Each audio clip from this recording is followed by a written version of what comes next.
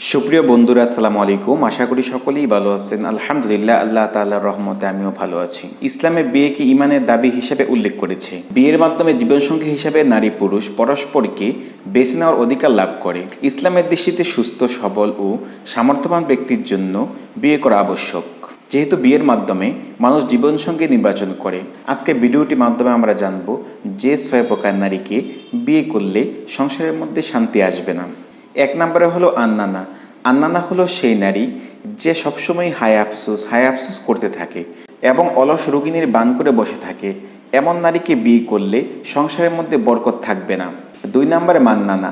মান্নানা হলো সেই নারী যে স্বামীকে প্রায় বলে, আমি তোমার জন্য এই করেছি, সেই করেছি, হ্যান করেছি, ত্যান করেছি ইত্যাদি এ ধরনের কথা স্বামীকে শোনাতে থাকে। 3 নম্বরে হলো হান্নানা।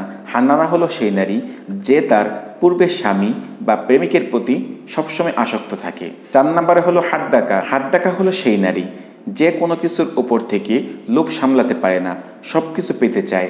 স্বামীকে তা ক্রয়ের জন্য নিয়মিত সবসময় চাপের মধ্যে রাখে।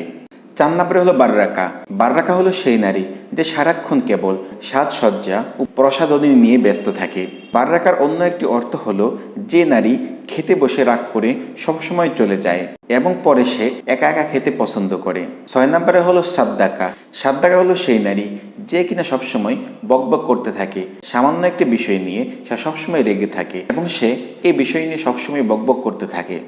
এই 6 প্রকার নারীর মাধ্যমে সংসারের মধ্যে কখনো বরকত আসবে না। হে আল্লাহ, আপনি আমাদের সকল নরনারীকে দিনদার ও নেককার হওয়ার তৌফিক দান করুক, আমিন।